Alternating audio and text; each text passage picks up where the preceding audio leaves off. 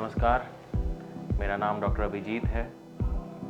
मैं राम मनोहर लोहिया इंस्टीट्यूट लखनऊ में head neck cancer surgeon हूँ। यहाँ मैं ईएनटी डिपार्टमेंट में असिस्टेंट प्रोफेसर के रूप में पिछले 1 सालों से ज़्यादा से कार्यरत हूँ। जहाँ तक हेड नेक कैंसर की बात है, इंडिया में मेल्स में सबसे कॉमन जो कैंसर है वो ओरल कैंसर है। Most common head neck cancer में आता है ओरल कैंसर। मेल्स में most common head neck cancer जो इंडिया में है, उसका जो मुख्य कारण है वो है हमारी आदतें, जो बीड़ी, सिगरेट, गुटखा, पान मसाला, तंबाकू, अल्कोहल जो हम लोग इस्तेमाल करते हैं, ये बहुत ही फ्रिक्वेंट है और ख़ास करके यूपी और बिहार में तो ज़्यादा कॉमन है।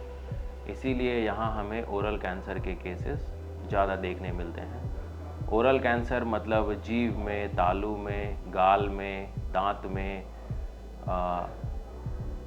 टॉन्सिल के रीजन में, और खाने की नली, सांस की नली, ये सारे कैंसर हेड नेक कैंसर में आ जाएंगे।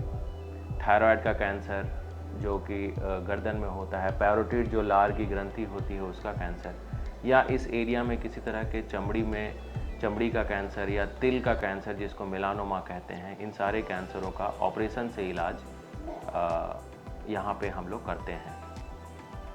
जहाँ तक हेड नेक कैंसर के सिम्टम्स का सवाल है, कोई भी मरीज जिनको किसी तरह का कोई घाव है इन एरियाज़ में जिनका मैंने नाम लिया, जीभ, तालू, दांत, गाल, कंठ, खाने की नली, सांस की नली, किसी तरह का कोई घाव है जो कि नहीं भर रहा है 2 हफ्ते 3 हफ्ते इलाज हो जाने के बावजूद, और वो इस तरह के नशाओं का सेवन करते हैं जो हम लोगों ने पहले जाना, किसी तरह का स्मोकिंग या टोबैको या अल्कोहल किसी भी फॉर्म में वो ले रहे हैं, और अगर उन्हें साथ में कोई गांठ हो रखा है गले में, गर्दन में, तो आपको तुरंत सोचना चाहिए कि ये हेड नेक कैंसर या oral cancer, oropharynx cancer, larynx cancer, कहीं मुझे किसी तरह कोई कैंसर तो नहीं है। गांठ या कोई भी घाव जो कि इलाज से 2 हफ्ते 3 हफ्ते हो गए नहीं भर रहा है,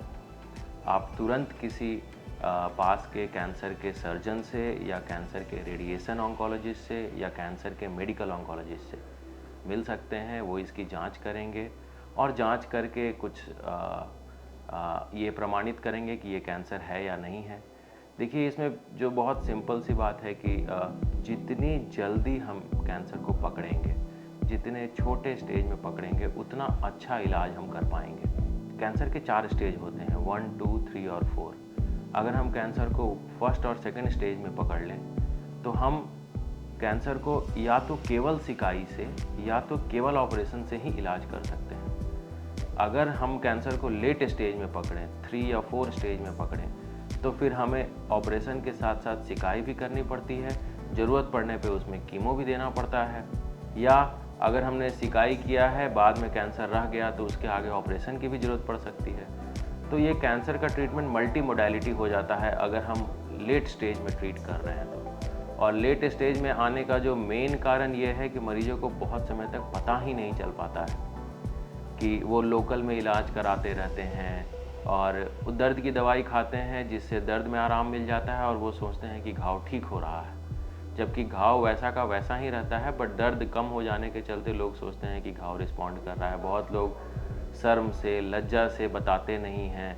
हालांकि ऐसा नहीं है कि जो गुटखा, पान मसाला, तंबाकू नहीं खाते हैं उनमें यह कैंसर नहीं हो सकता है, लेकिन जो लोग किसी भी तरह का नशा का इस्तेमाल करते हैं उनमें तो ये बिल्कुल ही ज़्यादा रिस्क है, और वो लोगों को तो ज़्यादा ही कॉशियस रहना चाहिए। और थोड़ा सा भी शक होने पे कि कोई बड़ी बीमारी लग रही है या कोई घाव है, कोई गांठ है जो नहीं भर रहा है, सांस में प्रोग्रेसिव तकलीफ़ हो रही है, आप किसी भी अपने कैंसर के डॉक्टर से, 3 तरह के कैंसर के डॉक्टर आपको मिलेंगे, एक कैंसर सर्जन मिलेंगे, एक कैंसर के रेडिएशन ऑन्कोलॉजिस्ट मिलेंगे और एक कैंसर के मेडिकल ऑन्कोलॉजिस्ट मिलेंगे।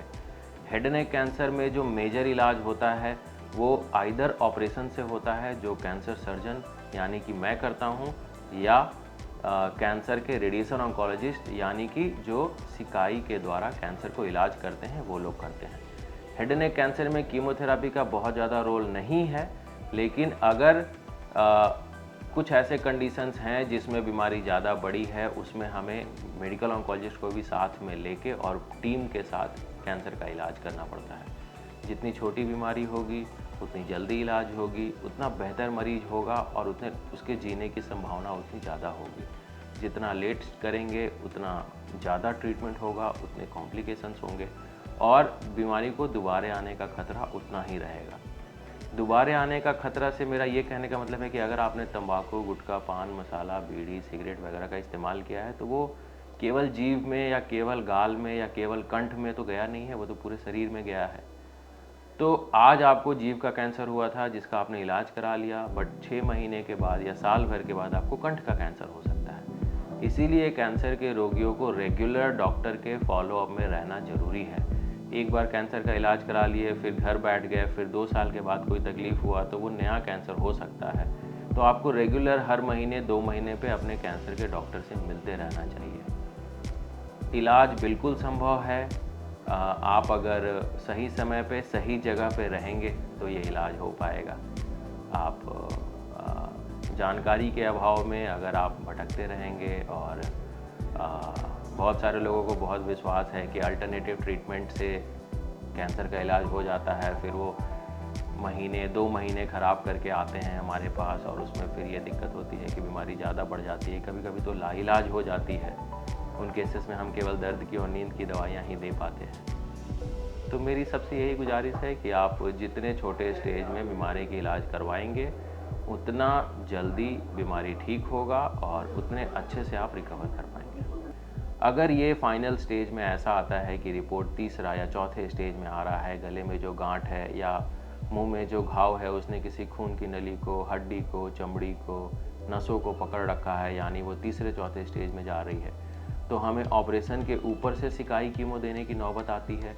या अगर आपने पहले सिकाई कीमो कराई गई है तो उसमें आगे जाके ऑपरेशन की ज़रूरत पड़ सकती है। अगर आप ऐसे स्टेज में आ रहे हैं जिसमें बीमारी इतनी ज़्यादा बढ़ गई है कि मरीज़ को बहुत ज़्यादा सांस कष्ट हो रहा है या बीमारी अपने जगह से फैल के छाती में जा चुकी है या बीमारी रीढ़ की हड्डियों में या पूरे शरीर में फैल चुकी है, उन केसेस में हम जो ट्रीटमेंट करते हैं वो ठीक करने के लिए नहीं कर सकते हैं। क्यूरेटिव इंटेंट ट्रीटमेंट वहाँ पे नहीं होता है। फिर हमारा वहाँ पे ट्रीटमेंट का इंटेंट होता है कि हम मरीज़ की तकलीफ़ कम कर सकें। तो हम उन केसेस में अच्छी दर्द की, अच्छी नींद की और कुछ इंजेक्शन या टैबलेट से देने वाले कीमोथेरापीज़ दवाइयाँ देते हैं, लेकिन उन केसेस में सर्वाइवल बहुत ज़्यादा नहीं रहता है मरीज़ का। अगर हम बिल्कुल ठीक करें तो मरीज़ 5 साल, छोटे स्टेजेस में तो 5 साल जीने की संभावना 70-80% तक जा सकती है। तीसरे चौथे स्टेज में अगर हम ट्रीट करें मरीज़ को तो 5 साल जीने की संभावना 40%, 50% तक जा सकती है। और अगर बीमारी एक बार पूरे शरीर में फैल चुकी है तो उन केसेस में जो सर्वाइवल होती है वो 1 ईयर 2 ईयर तक जाती है। डिपेंड करता है कि बीमारी कितनी फैली है और मरीज़ का टॉलरेबिलिटी कितना है दवाइयों का।